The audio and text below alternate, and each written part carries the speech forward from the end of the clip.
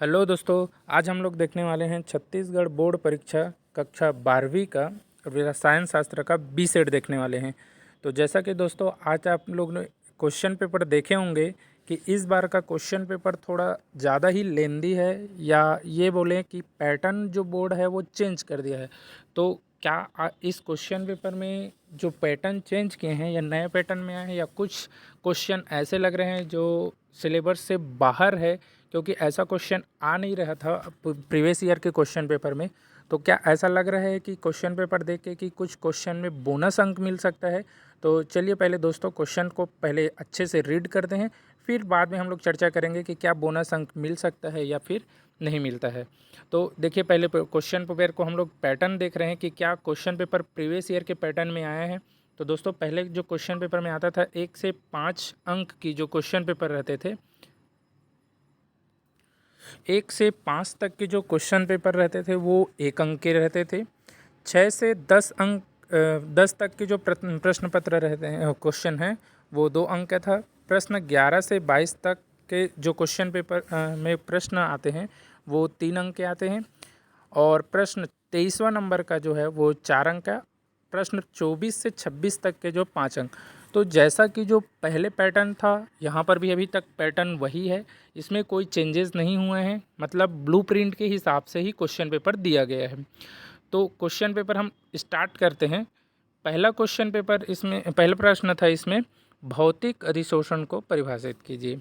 दूसरा क्वेश्चन है, निम्नलिखित कार्बनिक हैलोजन यौगिकों की संरचना दीजिए 4 ब्रोमो 3 मेथिल पेन 2 इन। तीसरा क्वेश्चन इसमें था, दिए गए यौगिकों को उनके अम्लीय गुणधर्म के घटते क्रम में लिखिए। साइक्लोहेक्सेनॉल, 2,4,6 ट्राइनाइट्रोफिनॉल और फिनॉल।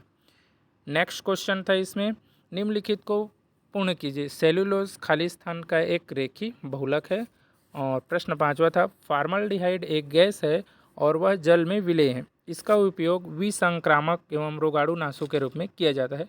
उपरोक्त कथन के आधार पर निम्नलिखित प्रश्नों का उत्तर दीजिए। फार्मेलिन क्या है, उसका एक उपयोग लिखिए। ये एक नंबर के क्वेश्चन थे। प्रश्न 6वां, निम्नलिखित रासायनिक अभिक्रिया को पूर्ण कीजिए एवं रासायनिक अभिक्रिया का नाम लिखिए। RNH2 है, क्लोरोफॉर्म से रिएक्शन कर रहा है KOH की प्रेजेंस में। तो प्रोडक्ट जो बन रहा है वो लिखना है, साथ ही साथ इसका अभिक्रिया का नाम भी लिखना है। नेक्स्ट क्वेश्चन है 7वां, 20% द्रव्यमान बाई द्रव्यमान पोटेशियम आयोडेट के जलीय विलयन का घनत्व 1.202 ग्राम प्रति मिलीलीटर है।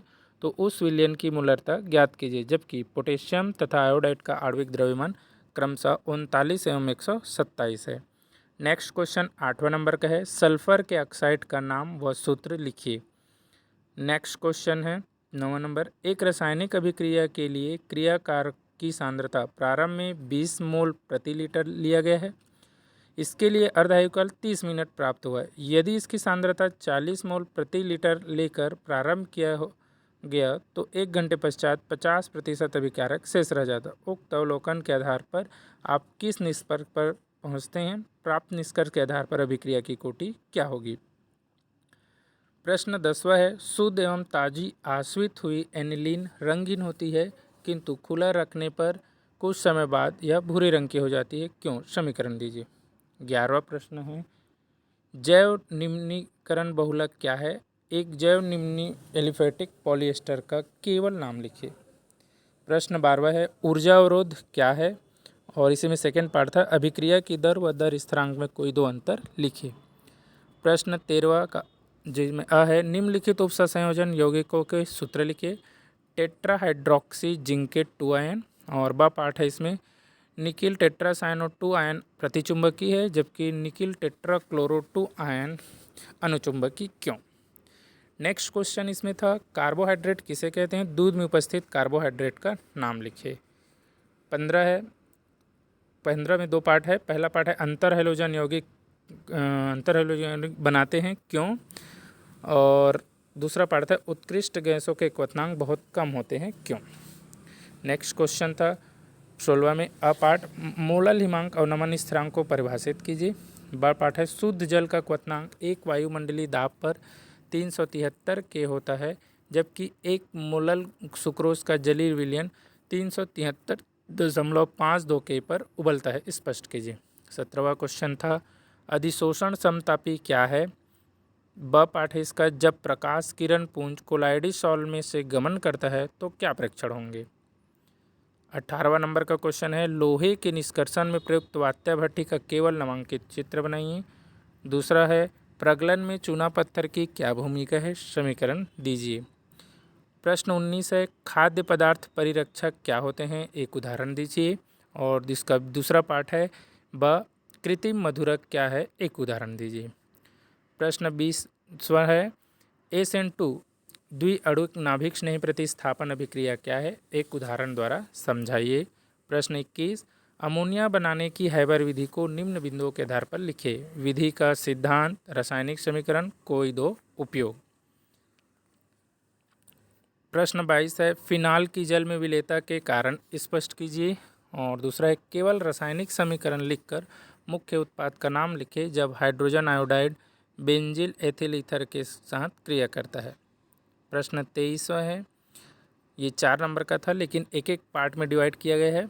अब पार्ट है इसका घनी जालक के अंतः केंद्रित एकक कोष्ठिका का केवल चित्र बनाना है। ब है गोलों द्वारा निर्मित चतुष्फल की या रिक्तिया का चित्र बनाइए। स है एन प्रकार के अर्धचालक किन किन समूह के तत्वों को अपमिश्रित करने पर बनते हैं। लौ चुंबकी ठोस का क्या अर्थ है।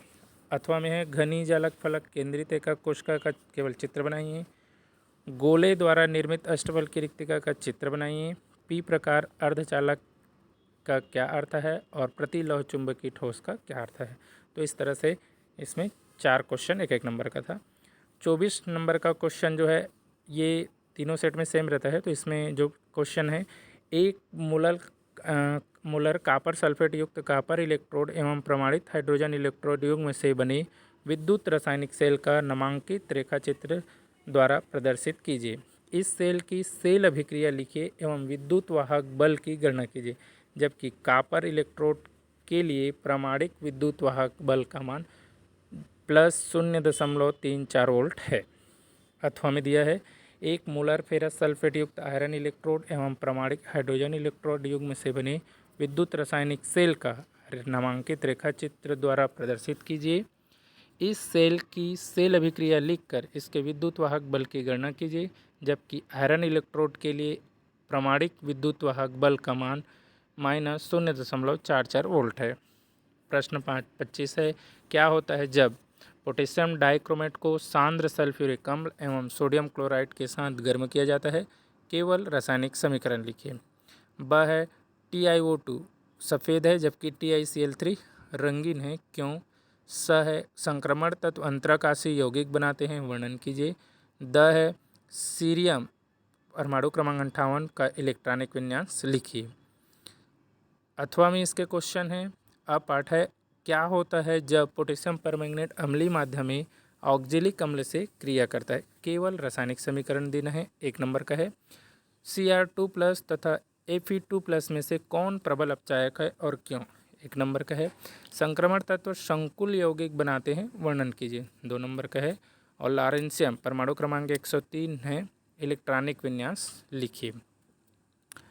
प्रश्न 26 कार्बोक्सिलिक अम्लों के क्वथनांक समान अणुभार वाले एल्कोहलों की अपेक्षा उच्च होते हैं, क्यों।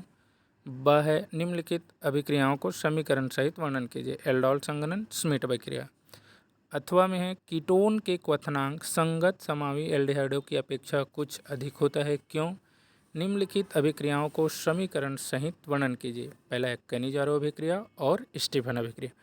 तो दोस्तों इस तरह से क्वेश्चन पेपर जो इस बार आया है देख रहे होंगे, जैसे कि लास्ट जो 5 नंबर के क्वेश्चन होते थे पहले जनरली 5 नेम रिएक्शन होते थे, लेकिन इस बार पैटर्न चेंज कर दिए हैं। अब इसको वर्णन भी करना है और इक्वेशन करके 1.5 नंबर में दे दिए हैं और एक कोई और क्वेश्चन को ऐड कर दिया है। इसी तरह से पहले जो संक्रमण तत्व में आते थे उसमें कोई एक क्वेश्चन या 2 क्वेश्चन देते थे, लेकिन इस बार 1-1 या 2-2 नंबर करके इसको डिवाइड कर दिया है 4 क्वेश्चन में। इसी तरह से पहले जो क्वेश्चन आते थे उनको और अगर हम लोग देखें, जैसे जो विद्युत रसायन का क्वेश्चन है जो सेल वाला जी दिया हुआ है, पहले जनरली कोलरास ला देता था या फिर इसी तरह के सिंगल क्वेश्चन का दिया जाता था। लेकिन इस बार पैटर्न चेंज किया है और यहाँ पर जो हाइड्रोजन इलेक्ट्रोड से कंपेयर करने वाला जो विद्युत रासायनिक सेल है उसको दिया हुआ है। इसी तरह से अगर क्वेश्चन देखेंगे जो फर्स्ट चैप्टर से जो 4 नंबर आता था, इसको या तो 2 पार्ट में डिवाइड करता था, दो नंबर वाला, या तो फिर सिंगल देता था। लेकिन इस बार एक नंबर में 4 डिवाइड कर दिए, तो मतलब पूरा पैटर्न को ही देखोगे ध्यान से तो इस बार का पूरा पैटर्न ही चेंज कर दिए हैं। सारे क्वेश्चन को सिंपल ना देकर एक नंबर का 3 या 4 क्वेश्चन को ऐड कर दिया गया है। तो अगर बात करें सिलेबस की दोस्तों, तो सिलेबस कुछ बाहर का नहीं है, सिलेबस अंदर ही है।